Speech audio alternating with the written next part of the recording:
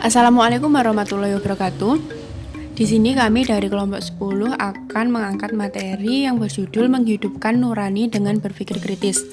Berikut anggota dari kelompok kami. Yang pertama adalah Sofiul Iksan dengan NIM 932139418 dan yang kedua Sifanurul Aziza dengan NIM 932106819 dan yang terakhir adalah Ardiana Putri dengan NIM 932107219.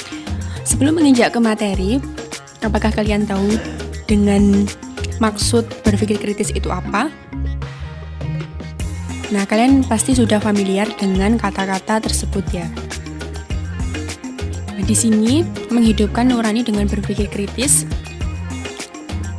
Berpikir kritis terhadap ayat-ayat Allah adalah berusaha memahaminya dari berbagai sumber, menganalisis, dan merenungi kandungannya, kemudian menindaklanjuti dengan sikap dan tindakan positif.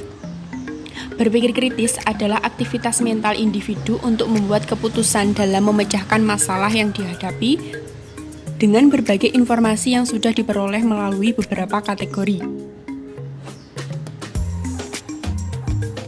Lalu, ada juga hadis tentang berpikir kritis. Berdasarkan hadis riwayat At-Tirmizi dan beliau berkata hadis hasan dari Abu Ya'la yaitu Syaddad ibnu Aus radhiyallahu anhu dari Nabi Muhammad SAW. Beliau bersabda bahwa orang yang cerdas ialah orang yang mampu mengintrospeksi diri dan beramal untuk kehidupannya setelah mati.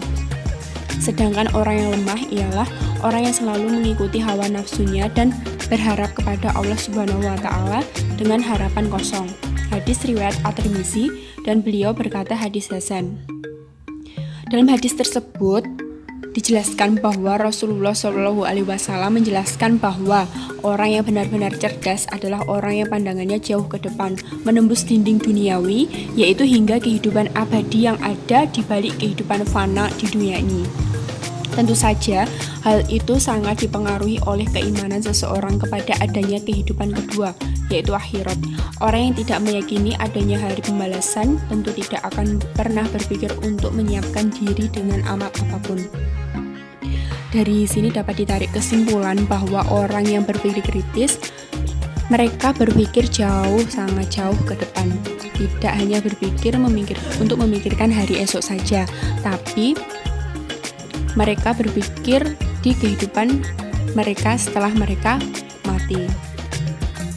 Adapun ayat Al-Quran tentang menghidupkan nurani dengan berpikir kritis ialah terdapat pada surat Az-Zumar ayat 21 yang memiliki arti, apakah engkau tidak memperhatikan bahwa Allah menurunkan air dari langit lalu diaturnya menjadi sumber-sumber air di bumi, kemudian air itu ditumbuhkannya tanaman-tanaman yang bermacam-macam warnanya, kemudian menjadi kering, lalu engkau melihatnya kekuningan-kekuningan, kemudian dijadikannya hancur berderai-derai.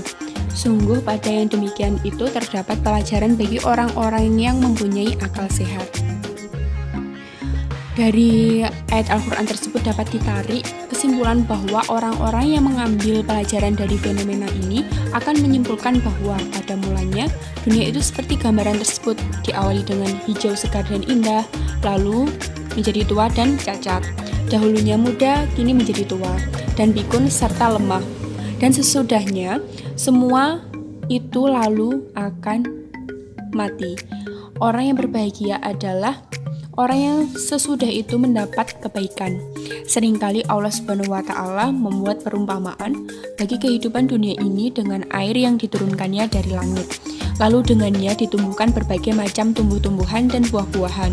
Sesudah itu menjadi hancur berguguran. Pada dasarnya, seseorang yang berpikir kritis dapat menghidupkan hati nuraninya dengan tidak suudzon dan tidak tergesa-gesa dalam mengambil keputusan. Seseorang yang berpikir kritis akan menyadari bahwa yang ada di bumi dan sekitarnya adalah kekuasaan Allah Subhanahu wa taala. Jadi dapat ditarik kesimpulan bahwa orang yang berpikir kritis, mereka menyadari bahwa ciptaan Allah adalah yang paling sempurna. Tidak ada yang dapat disombongkan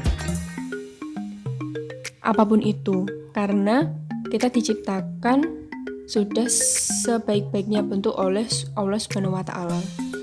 Adapun hikmah berpikir kritis adalah yang pertama, sukses berkarir. Di sini sukses berkarir menurut orang yang berpikir kritis adalah mereka akan dilancarkan dalam segala jenis pekerjaannya. Karena mereka mempunyai kemampuan untuk berpikir kritis, mereka akan menindaklanjuti segala permasalahan-permasalahan yang ada di dalam karir atau bisnisnya. Dan yang kedua adalah mudah bersosialisasi. Orang yang berpikir kritis, mereka akan sangat mudah bersosialisasi. Karena orang mungkin senang berteman dengannya karena orang yang berpikir kritis itu memiliki akal yang cerdas, memiliki kemampuan yang luar biasa. Jadi dengan sangat mudah mereka akan memiliki banyak teman. Dan yang ketiga adalah tidak mudah ditipu. Di sini orang berpikir kritis, namanya saja orang berpikir kritis. Pastinya orang tersebut sudah cerdas dan luar biasa. Jadi mereka tidak mudah ditipu karena mereka sudah mengetahui segala bidang-bidang yang ada dalam kehidupan sehari-hari. Dan orang yang berpikir kritis tidak akan menipu orang lain juga. Mereka akan mengumpamakan dirinya sebagai orang yang ditipu. Jadi mereka sangat berpikir kritis. Dan yang keempat adalah mandiri. Orang yang berpikir kritis memiliki kemampuan mandiri, dalam artian bukan berarti orang tersebut tidak membutuhkan bantuan orang lain. Orang tersebut bisa berdiri sendiri walaupun tidak ada bantuan orang lain. Tapi di sisi lain, orang yang berpikir kritis tetap memerlukan bantuan dari orang lain. Dan yang kelima adalah mudah memahami sudut pandang orang lain. Di sini orang yang berpikir kritis sangat mudah menilai seseorang. Menilai seseorang bahwa orang tersebut jujur atau tidak, sombong atau tidak, lalu orang tersebut baik atau tidak. Mereka akan sangat mudah memahami sudut pandang orang lain. Lalu yang keenam adalah tidak tergesa-gesa dalam mengambil keputusan. Orang yang berpikir kritis akan berpikir berkali-kali untuk mengambil keputusan dan mereka akan tidak tergesa-gesa. Dan yang ketujuh adalah dapat menangkap hikmah di setiap kejadian dan ciptaan Allah Subhanahu wa taala. Di sini orang yang berpikir kritis dapat menangkap hikmah yang ada di setiap kejadian. Jadi apabila mereka ditimpa musibah, mereka tidak langsung menyalahkan Allah Subhanahu wa taala. Mereka akan mengintrospeksi diri dan mencari jalan keluar yang terbaik untuk menyelesaikan masalah tersebut. Dan yang ke-8 adalah menjadikan ayat Al-Quran sebagai sumber inspirasi ilmu pengetahuan dan teknologi dan menganalisis kejadian di bumi. Di sini orang yang berpikir kritis akan menjadikan Al-Quran sebagai pedoman untuk melakukan riset yang lainnya.